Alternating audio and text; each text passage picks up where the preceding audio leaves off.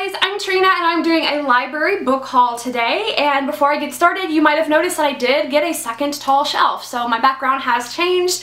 I'm really liking it right now. I don't know if this is how I'm going to keep my books organized, and by the way, this is kind of an optical illusion because like the bottom shelves are not full, they're like empty, and I'm still getting used to this new background because I used to stand like over here and have more light from my window, and now I'm over here and I feel like the lighting is a little bit different, so bear with me as I'm getting used to this background. So today I'm going to show you guys all of the books that I currently have checked out from my library, and I haven't done a library book haul in a long time, and it kind of makes me sad because I love my library. Every single time I do a library haul I get a lot of comments that range.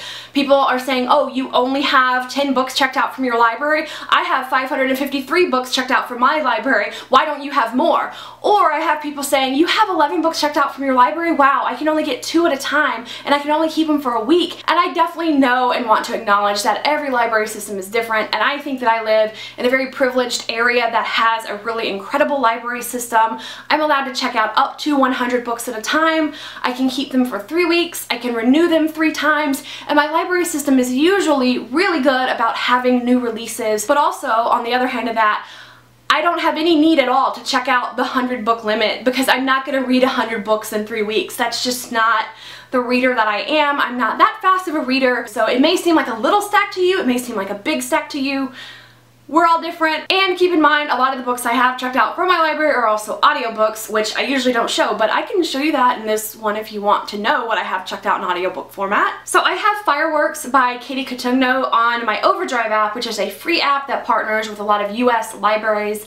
You can get ebooks and audiobooks, and that's what I use for all my audiobooks. So I have Fireworks from Katie Cotugno, which is a YA contemporary book about 2 best friends who they've just graduated high school. They don't know where they're gonna go after this, but they live in a small town and they want to get out of it, and they end up both being recruited together to join a brand new pop girl group, and then they end up like meeting a boy band, and I don't know, I just started it, so I'm not exactly sure everything that it's about, but it's really cute so far. I'm really enjoying it, and it just sounds like a good summer read. It's also set in the 90s, which was a big appeal to me. And the other audiobook I have currently checked out from my library is The Circle by Dave Eggers, and I still have this checked out, but I need to return it because I hate the narration. I hate it. I cannot stand it. I started it in print format, and because it's a long book, I thought, okay, audio might help me get through it, but his voice for the female main character and just the way he reads it is not serious at all, and my own internal head voice was just much more fitting and appealing to me, so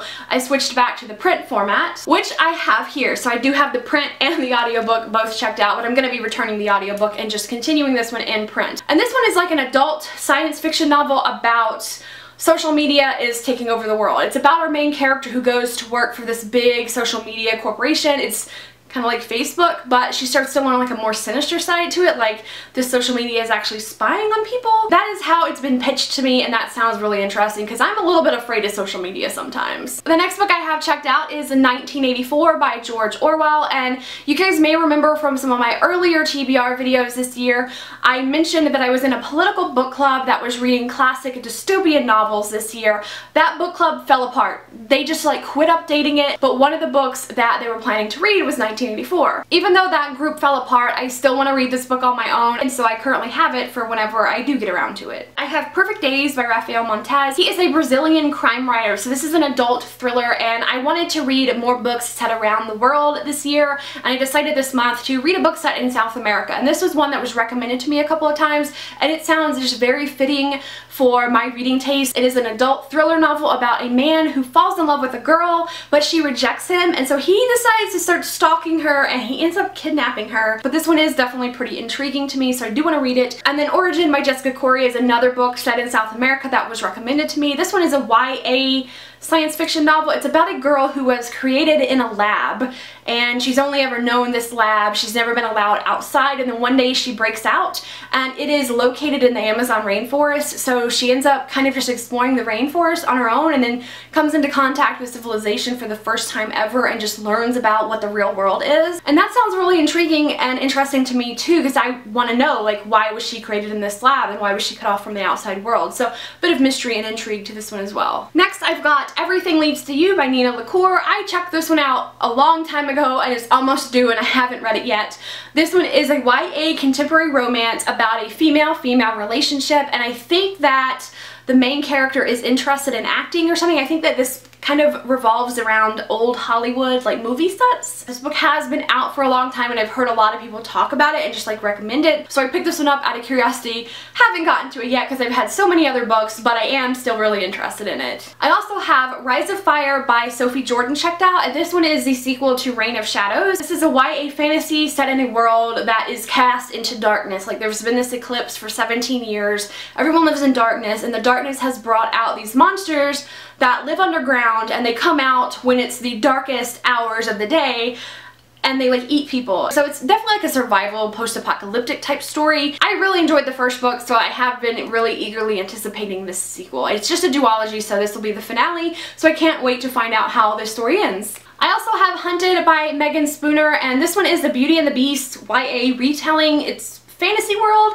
and I don't really know anything about the synopsis of this one other than it is a Beauty and the Beast retelling. And the reason this one was on my radar at all is because I've wanted to read something by Megan Spooner that she wrote by herself, because I enjoyed her and Amy Kaufman's Starbound trilogy with These Broken Stars, that series. I really enjoyed that series and I really want to see how I like her as a solo writer. But yeah, seeing the Beauty and the Beast movie just really put me in the mood for a Beauty and the Beast retelling, which is really weird because I'm so over Beauty and the Beast retellings most of the time. But right now, this one is just like wanting to grab my attention. I've been wanting to read this one for so long. Next, I have Alex Approximately by Jen Bennett, and this one is a YA contemporary story. This is about a guy and a girl who know each other online. The girl has a massive crush on this guy. She ends up moving in with her dad to start living with him, and it turns out that her dad lives in the same town as her online crush does. So she's wanting to find her online crush. And then she runs into this boy who is so rude. She can't stand him, but she keeps running into him. And I think it's kind of set up to be like this guy she can't stand in real life is really the guy she's crushing on online. And that is something that you do know in the synopsis, so that's not a spoiler, but I've heard people compare this to You've Got Mail, that movie.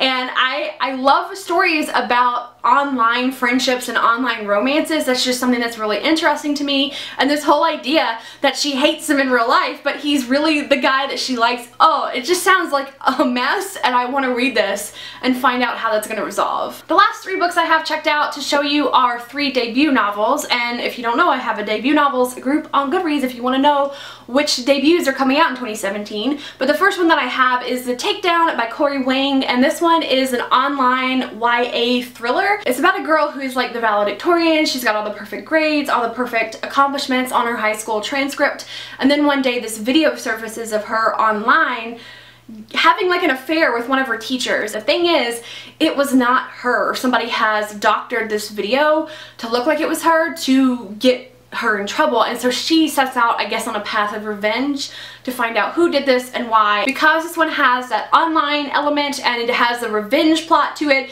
those are things that really grabbed my attention about this one. I also have Your Welcome Universe by Whitney Gardner, which has been one of my most anticipated debuts of this year. This one is about a deaf Indian American girl who gets kicked out of her school for the deaf because her best friend was getting bullied, and when she kind of strikes back, she's the one that gets in trouble, and so she got kicked out of her school, and now she's going to a public school where most of her peers are hearing people, and I think she is just dealing with like the transition into a new school. And I've been really interested in this one because I've heard it has amazing deaf representation.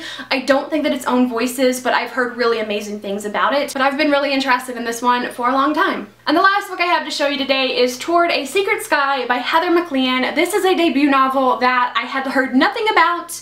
I've never heard anyone talk about it, and then I read the synopsis and I was like, sold, yes please. It was compared to National Treasure and The Da Vinci Code, like on the Goodreads page, and it's about a girl who is orphaned and she ends up moving in with her grandparents in Scotland, and there she uncovers her mother's teenage diary and figures out through the diary that her mom was involved in some sort of secret organization, and so she starts following these clues in the diary to figure out what her mom was involved in. And this mentions angels and demons, otherworldly visions, and underground booby-trapped labyrinths. So I definitely want to check this one out and see if if it's any good because it definitely sounds very exciting. The longer I've been on BookTube, the less and less interested I am in picking up a huge stack of books, so I'm not doing that today. But those are all the books that I currently have checked out from my library. I hope some of them maybe sounded interesting to you or gave you an idea of some of the books that I am interested in. And if you've recently checked anything out from your library, I would love to know what it is. Thank you guys so much for watching, and I will see you in the comments. Bye!